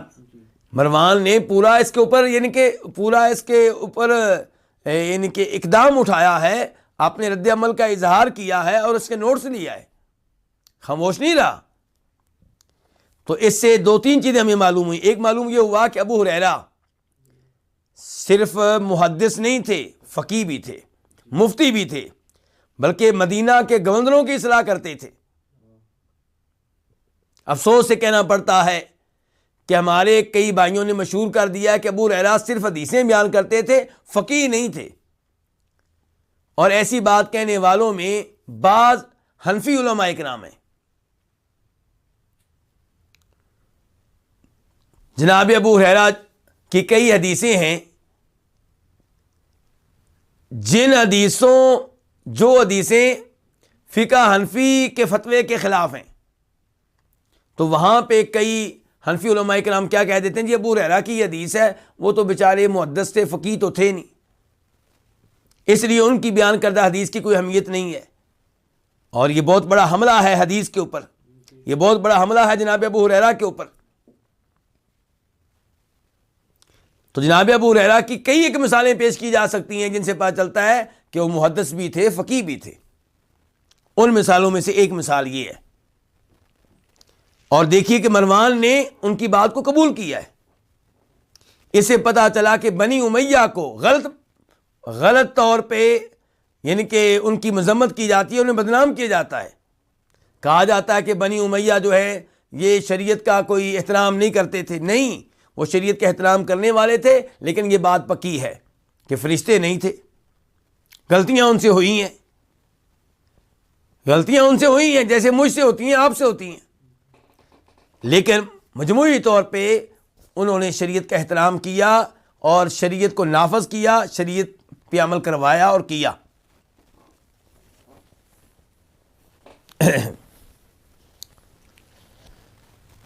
اس کے بعد باب نمبر 15. یہ باب کیا ہے؟ باب من باع نخلا علیہا ثمر، جس نے کھجوروں کے ایسے درخت بیچے جن پہ پھل ہو. نخل کھجوروں کے درختوں کو کہتے ہیں، اور کئی دفعہ یہ لفظ بول دیا جاتا ہے اس باغ کے اوپر جس میں کھجوروں کے درخت ہوں. تو دونوں طرح صحیح ہے. تو باب ہے اس شخص کے بارے میں جو کھجوروں کا باغ بیچے یا کھجوروں کے درخت بیچے جن پہ کیا موجود ہو؟ پھل موجود ہو، کھجوریں لگی ہوئی ہیں، موجود ہیں. حدیث نمبر 1291 1291 قاف. اس حدیث کے بیان کرنے پہ اتفاق ہے کس کا؟ امام بخاری کا اور امام مسلم کا. عن عبداللہ ابن عمر رضی اللہ عنہما، روایت ہے جناب عبداللہ بن عمر رضی اللہ تعالیٰ عنہما سے، ان رسول اللہ صلی اللہ علیہ وسلم قال، بے شک فرمایا نبی علیہ الصلوۃ والسلام نے، من باع نخلا قد ابرت فثمرتها للبائع، جو کھجوروں کے ایسے درخت بیچے قد ابرت، جن کی پیوند کاری ہو چکی ہو. جن کی کیا ہو چکی ہو؟ پیوند کاری کس کو کہتے ہیں؟ کھجور کے نر اور مادہ کو ملانا، مذکر اور مؤنث کو ملانا. اور جب آپ میں کہ مذکر مؤنث کو نر و مادہ کو ملائیں گے تو پھل کیا ہوگا؟ عمدہ پیدا ہوگا، مقدار بھی زیادہ پیدا ہوگی. اور یہاں پہ آپ وہ حدیث ذہن میں رکھیں جس میں آتا ہے، صحیح حدیث ہے وہ، کہ نبی علیہ السلام جب مدینہ میں آئے شروع میں تو آپ نے دیکھا مدینہ کے لوگوں کو، یہاں کے مسلمانوں کو، وہ پیوند کاری کرتے ہیں. آپ نے کہا یہ کیوں کرتے ہو؟ اس کو چھوڑ دو، اس کی کوئی ضرورت نہیں ہے. تو صحابہ کرام نے اس سال پیوند کاری نہیں کی تو ان کا پھل بہت کم پیدا ہوا، پیداوار اچھی نہیں تھی. تو انہوں نے پھر نبی علیہ السلام سے بات کی تو آپ نے ارشاد فرمایا کہ انتم اعلم بامور دنیاکم، دنیا کے معاملات کو تم مجھ سے بہتر جانتے ہو. یعنی کہ میں کھیتی باڑی کرنے والا نہیں ہوں. آپ نے بکریاں چرائی ہیں، تجارت آپ نے کی ہے، لیکن کھیتی باڑی آپ نہیں کرتے رہے. تو آپ نے ان سے کہا کہ تم اپنی دنیا کے امور کو بہتر جاننے والے ہو، تو پیوند کاری کرنا چاہتے ہو تو کرو. تو پھر صحابہ کرام نے دوبارہ سے پیوند کاری کرنا شروع کر دی. تو یہی وہ پیوند کاری ہے. تو اب یہاں پہ آپ ایک اصول دے رہے ہیں، ضابطہ دے رہے ہیں، قانون بتا رہے ہیں. ہماری شریعت یقین جانیے لوگوں کے لیے رحمت ہے. ایسے ایسے اصول دیے ہیں جن پہ عمل کرنے سے لوگ لڑائی جھگڑے سے بچ سکتے ہیں. اب یہ دیکھیے، من باع نخلا، جو کھجوروں کے ایسے درخت خریدے، قد ابرت، جن کی پیوند کاری ہو چکی ہو، فثمرتها للبائع، تو اس کا پھل کس کا ہوگا؟ بائع کا ہوگا۔ کس کا؟ بیچنے والے کا۔ آپ دیکھیں نا، میں نے آپ کو کھجوروں کے درخت بیچ دیے، آپ نے خرید لیے، اب میرا اور آپ کا جھگڑا ہونا ہے۔ کیوں؟ میں نے کہنا کہ یہ پھل جو ہے اس کے اوپر میری محنت ہوئی ہے، میرا ہے۔ آپ نے کہنا بھی جب میں نے کھجوروں کے درخت خرید لیے تو ہر چیز میری ہے۔ جھگڑا ہوگا کہ نہیں ہوگا؟ ہوگا۔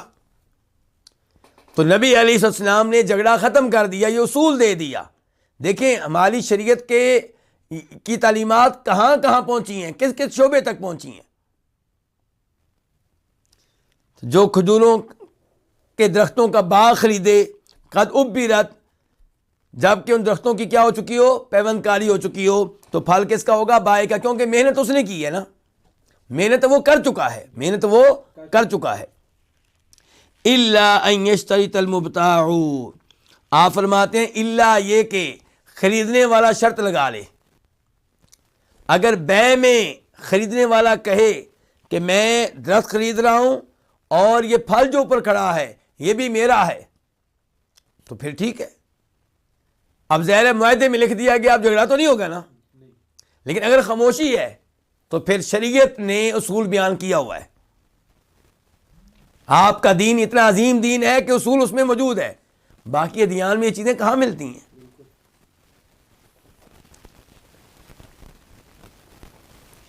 تو اگر خریدنے والا شرط لگا لے کہ پھل بھی میرا ہوگا تو پھر یہ اسی کا ہو جائے گا، ورنہ یہ پھل کس کا ہوگا؟ پھر بائع کا، پہلے مالک کا۔ اور اس کا مطلب یہ ہوا کہ پہلے مالک کو آپ باغ میں آنے سے روک نہیں سکیں گے۔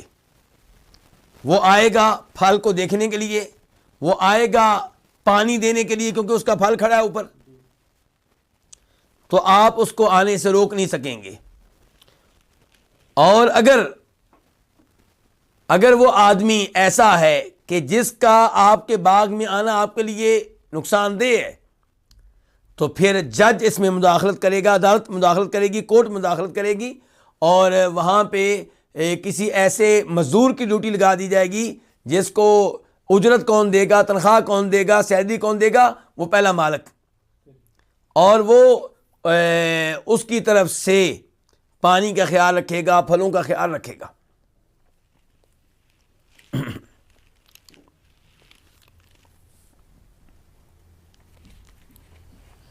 تو یہ حدیث بڑی عظیم حدیث تھی نبی علیہ الصلوۃ والسلام کی طرف سے۔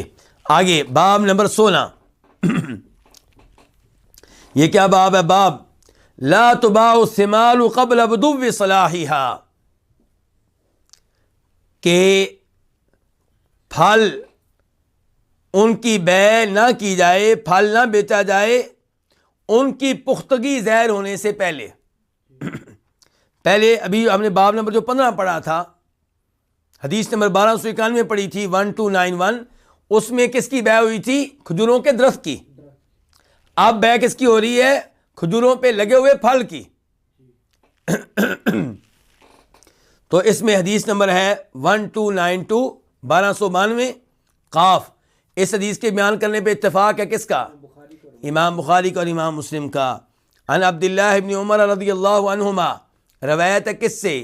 جناب عبداللہ بن عمر رضی اللہ عنہما سے، ان رسول اللہ صلی اللہ علیہ وسلم نہا عن بیع الثمار حتی یبدو صلاحها، بے شک رسول اللہ صلی اللہ علیہ وسلم نے منع کیا ہے پھلوں کی بیع سے یہاں تک کہ ان کی پختگی ظاہر ہو جائے۔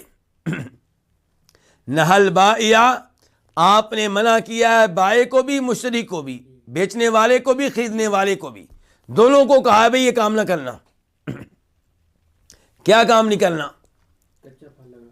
کچا پھل ہے، اور اتنا کچا ہے کبھی پختگی بھی ظاہر نہیں ہوئی، بالکل ابتدائی حالت میں ہے، تو اس حالت میں پھل بیچنے کی اجازت نہیں ہے۔ وہ پھل کون سا ہو، چاہے کھجوروں کا ہو، چاہے انگوروں کا ہو، چاہے آم کا ہو، چاہے کیلے کا ہو، کوئی بھی ہو، سیب کا ہو، مالٹوں کا ہو، تو جب پختگی ظاہر ہو جائے پھر آپ بیچ سکتے ہیں۔ اس بارے میں ایک اور حدیث پڑھ لیں، پھر مزید گفتگو کرتے ہیں۔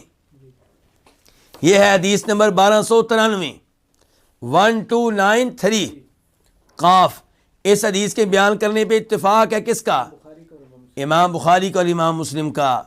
عن انس بن مالک رضی اللہ عنہ، روایت ہے جناب انس بن مالک سے، بے شک رسول اللہ صلی اللہ علیہ وسلم نہا عن بیع الثمار حتی تزہی، نبی علیہ الصلوۃ والسلام نے پھلوں کی بیع سے منع کیا ہے یہاں تک کہ وہ ذہب ہو جائیں۔ کیا ہو جائیں؟ ذہب ہو جائیں۔ ذہب کی وضاحت آگے آ رہی ہے، اس لیے میں عربی میں بول رہا ہوں کیونکہ آگے وضاحت خود آ رہی ہے۔ فقیل لہ، تو آپ سے کہا گیا وما تزہی، اس کا کیا مطلب ہے کہ وہ ذہب ہو جائیں؟ آپ کہہ رہے ہیں کہ پھل آپ نہیں بیچ سکتے یہاں تک کہ وہ کیا ہو جائیں؟ ذہب ہو جائیں۔ تو ذہب کا مطلب کیا ہے؟ آپ نے کہا حتی تحمرا، یہاں تک کہ پھل سرخ ہو جائیں۔ اور یہ سرخ جو ہے اس سے مراد یہاں پہ کیا ہوگا؟ کھجوریں ہوں گی۔ ہر پھل کی پختگی کی اپنی نشانی ہوتی ہے۔ کسی پھل کی پختگی کی نشانی کیا ہوگی، کسی کی نشانی کیا ہوگی؟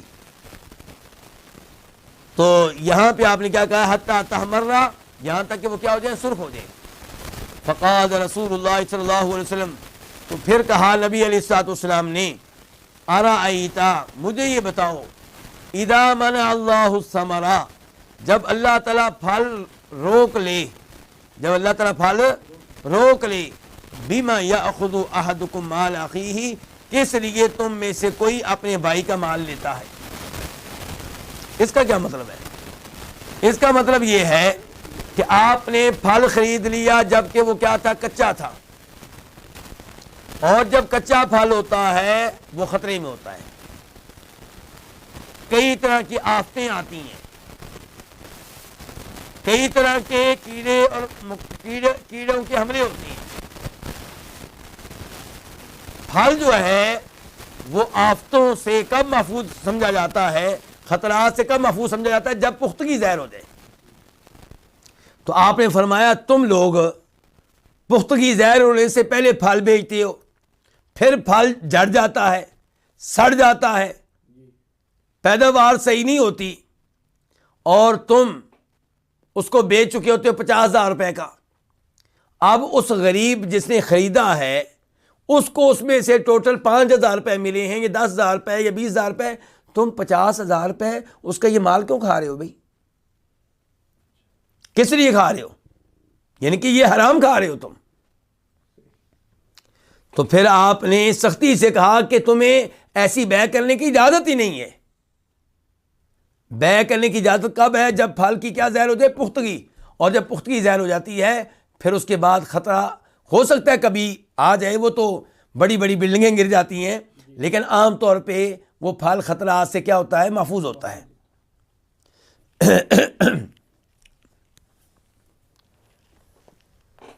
تو یہ ہے کہ آپ نے پچھلی حدیث میں بھی کیا پڑھا تھا ہم نے؟ اللہ کے رسول نے دونوں کو روک دیا تھا، کہ اس کو بائع کو بھی اور مشتری کو بھی۔ بائع کو اس لیے روکا ہے کہ اگر وہ ایسی بیع کرے گا تو وہ ناجائز طریقے سے اپنے بھائی کا کیا کھائے گا؟ مال کھائے گا۔